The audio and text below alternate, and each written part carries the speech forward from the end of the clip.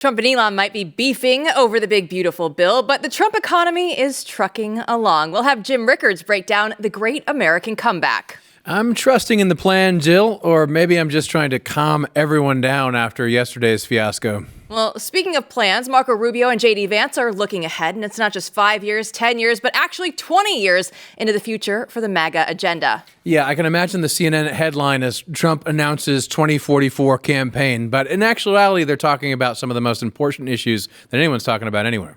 And is intellectual a slur in the MAGA universe? Well, we'll showcase where the cultural needle is shifting in the clip of the week. You don't need fancy titles to prove you're smart. Just ask Dr. Jill Biden. It's Friday, people. Let's have some fun. Blaze News The Mandate starts right now.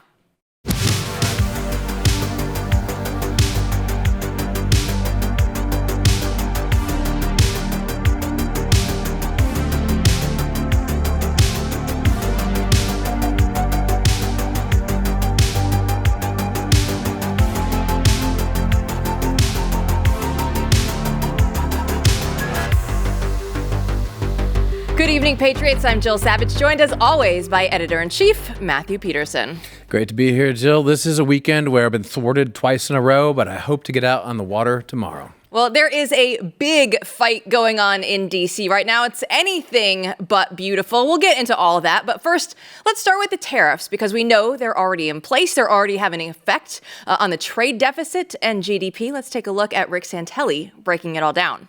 On the trade balance, and do remember, last week's advance only included goods. This one includes goods and services, comes in at minus 61.6 billion. That's about 5 billion less than we were expecting in terms of the deficit, but it does follow a revised 138 billion with a minus sign that was 140 billion, and that, of course, was an all-time record trade balance of goods and services. And as you can see, it has now been cut by more than half, and the big drop in imports seems to be where everyone's pointing. The big news there is how much it bolsters GDP. Just look at Atlanta Fed GDP now, which is at 4.64%. That's a pretty big number. Here with more is Jim Rickards. He's an investment banker and author of MoneyGPT. So, Jim, thanks so much for coming back on the show. Remember all the legacy media outlets, they were going through and claiming that the Trump tariffs, they were going to tank the economy. So what's going on here? That's not the case right now at all from CNBC. That's right, Joe. One of the reasons that the mainstream economists, who actually know very little about economics, they've got a lot of flawed models, but one of the reasons they were saying it was going to tank the economy, there were a couple of reasons. Number one, that tariffs would cause inflation. Because, you put a tariff on a good that raises the price, that's going to cause inflation to consumers, and that's going to, then the Fed will have to keep interest rates where they are, maybe raise interest rates, and that was going to slow down the economy. Now, that's their analysis, but it's completely wrong. And here's why. When you have tariffs, basically, you've got three parties involved. You've got an exporter, let's say they're in China, but it could be elsewhere. You've got an importer, and you've got a consumer who buys the end goods. So the three, maybe more, but at least three parties. The one who actually writes the check and pays the tariff is the importer. At the port of entry, they receive the goods, they got to pay the tariff, and that's that. But it doesn't end there. The question is, who actually bears the cost? Now, the mainstream economists are assuming that they would just pass along to the consumer, but that's not true. What happens is either the importer turns to the producer and says, hey, you have to lower your prices to me to make up for the tariff, or I have to take smaller margins. So maybe the importer and the exporter split it. They both have reduced margins and reduced revenues. The one place it does not go is to the consumer, because candidly, the consumer is a little bit tapped out right now. Credit card balances are up. Credit card defaults or delinquencies are up. Auto loan delinquencies are up. So if you could raise prices to consumers, you would just do it. You wouldn't need a tariff as an excuse. So the point being, tariffs don't cause inflation. They will not cause higher interest rates. There is a cost, but it gets pushed back to the producer or the importer. So it doesn't slow the economy the way the mainstream economists said. So what do you think of the courts? I mean, right now we have the courts trying to block tariffs. Really all of Trump's agenda, it seems like. But particularly when it comes to tariffs, how big a deal is this with these activist judges standing in the way?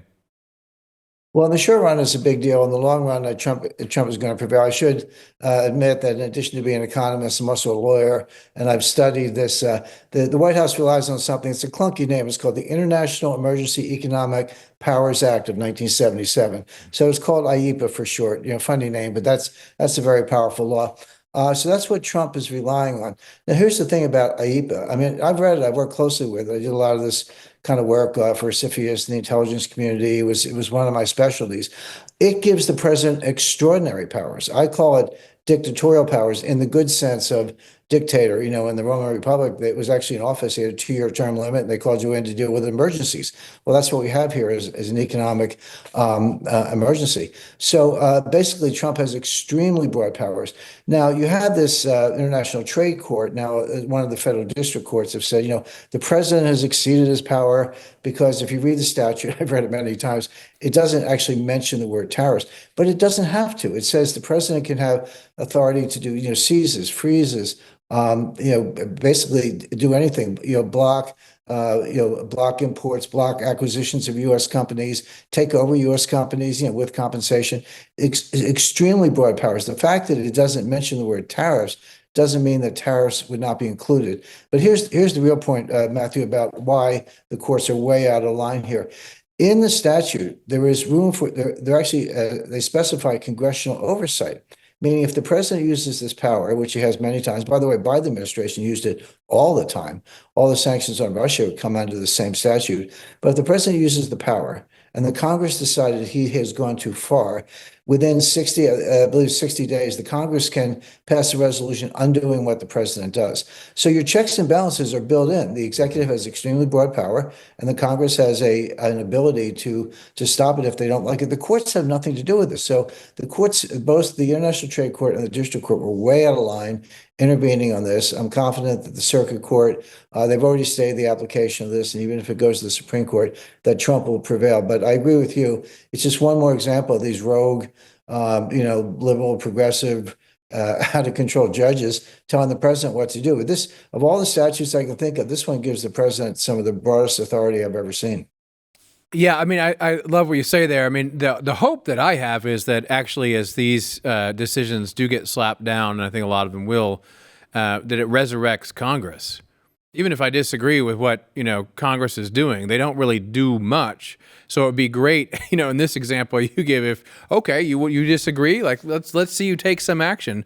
It'd be great to see a sign of life from Congress, Jim.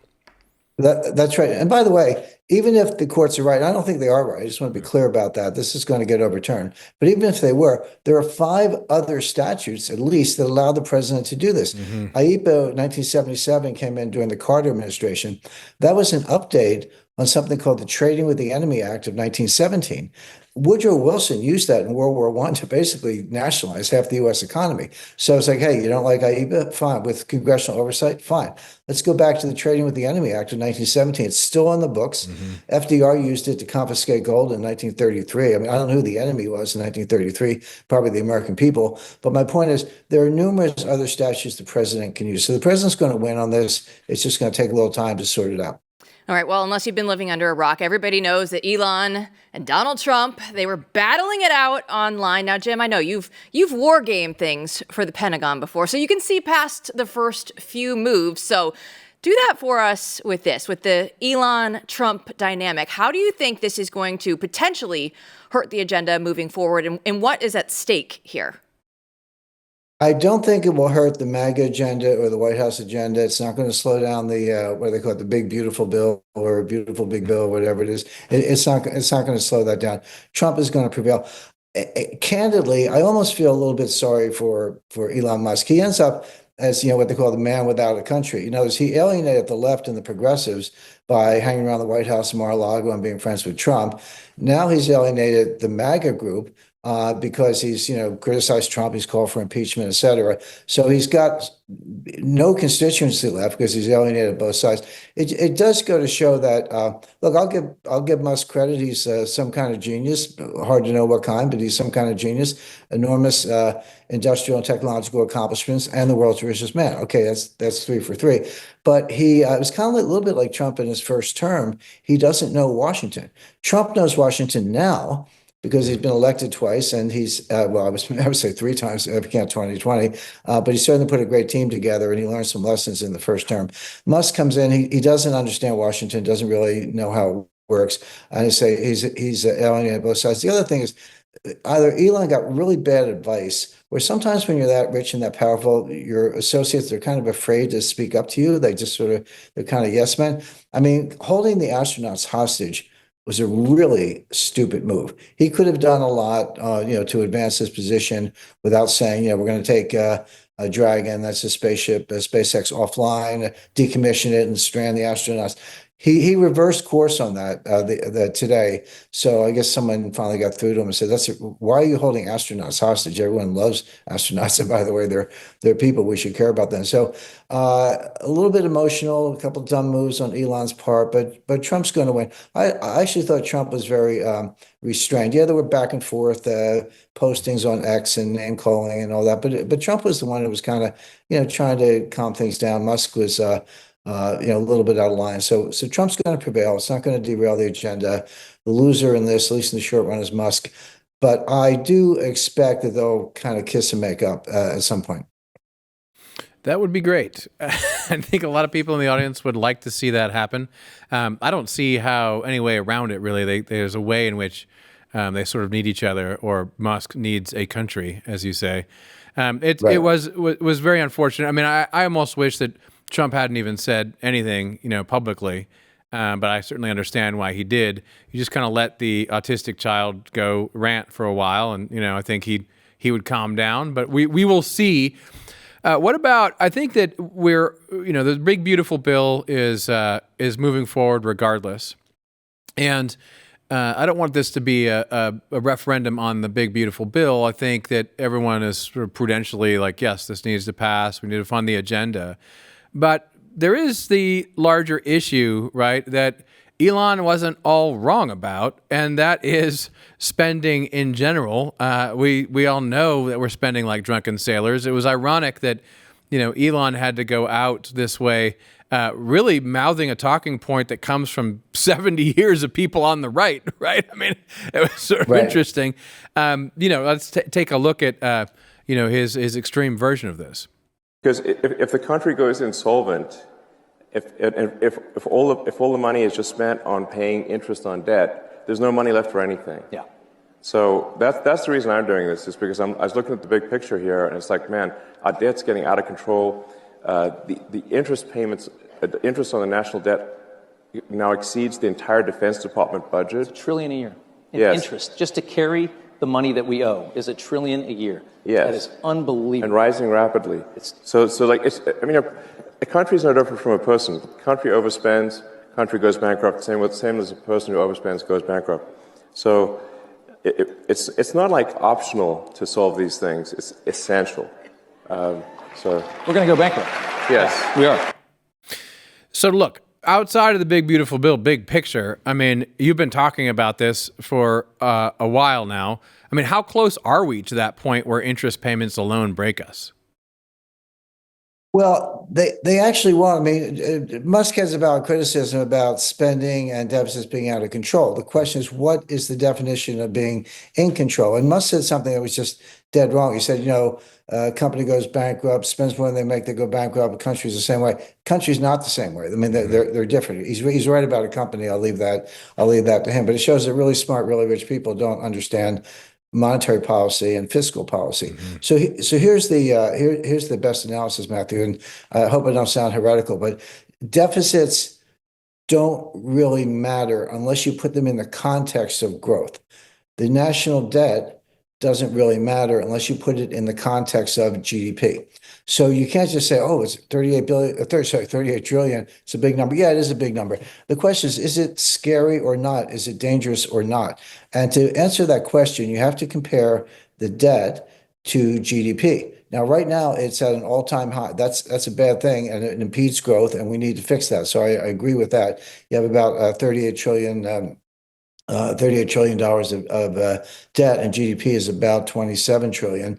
So it's, let me do the math, it's like 125%, give or take, the highest in US history. All you have to do to fix the problem is you have to grow the debt more slowly. We're not going to have surpluses for the foreseeable future. The debt's not going to get paid off. It doesn't have to get paid off. It does have to get rolled over. And that's the key to sustainability. Will the market absorb additional Treasury debt? Right now, the market is hungry for that debt. They can sell as much as they can print. But what do you have to do? You have to get the deficits down to around 3% of GDP. Then you have to get growth up to real growth, about 3% of GDP, and then you have 2% inflation. I don't like inflation any more than anyone else, but 2% is the Fed's target. So 3 plus 2, I promise the math will be simple. 3 plus 2 is 5. So 3% real growth plus 2% inflation is 5% nominal growth.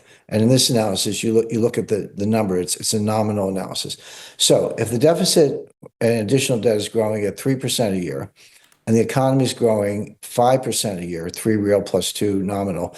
What does that mean? It means the debt is growing more slowly than the economy, which means the debt to GDP ratio is going down, and that's what you want. And believe me, if you get to that, this is what Scott Bessent wants. He called it the 3 arrows before he was named Secretary of the Treasury. I haven't heard 3 hours lately, but it's 3% deficits, 3% real growth plus 2 inflation and 3 million barrels of oil a day.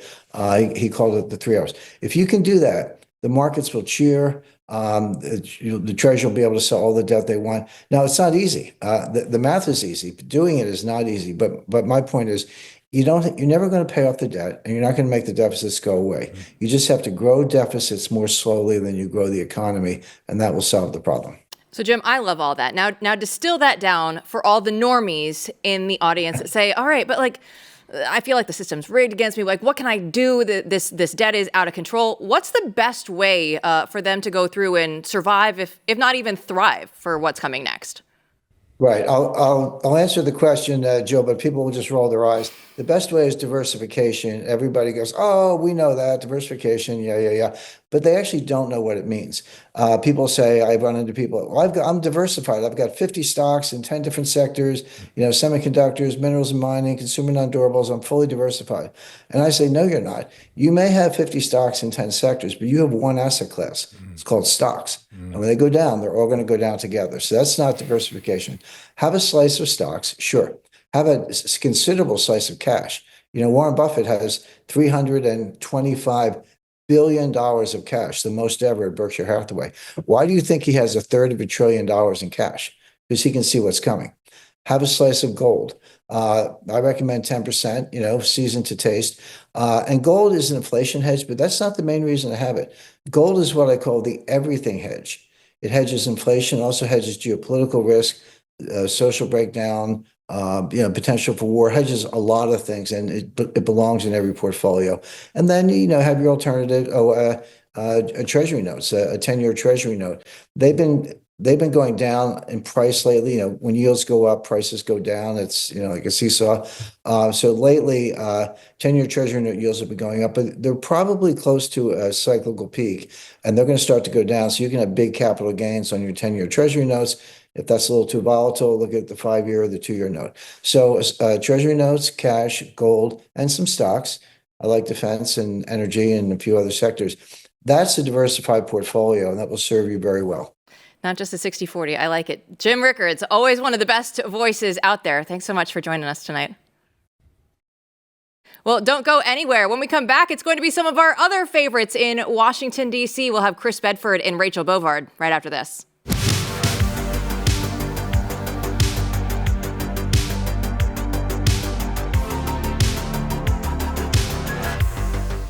It's been 5 years already since the George Floyd riots back there in Minneapolis, and BlazeTV just dropped something that you have to see. For the first time ever, there are 3 current cops on the Minneapolis police force. They're still in uniform, still in the force, and they want to come out and break their silence and tell you about what really went down back in the summer of love, right? We have there the 3rd precinct. It was abandoned. It was burned. It was all the mostly peaceful protests that they were telling you about. They're speaking anonymously now to tell you what happened with Derek Chauvin, Governor Walz, and all the chaos that followed. And they said that Chauvin was set up. They said that Walz failed them, and the city that swore to protect them actually turn their back on them. So you can watch the first 10 minutes for free right now on YouTube. Just search BlazeTV Minneapolis. But if you want to see the full unfiltered investigation, you have to be a BlazeTV subscriber. So head over to blazetv.com/BNT and get $20 off your subscription. You'll sign up and support unrelenting journalism and see what the media won't show you. It's blazetv.com/BNT.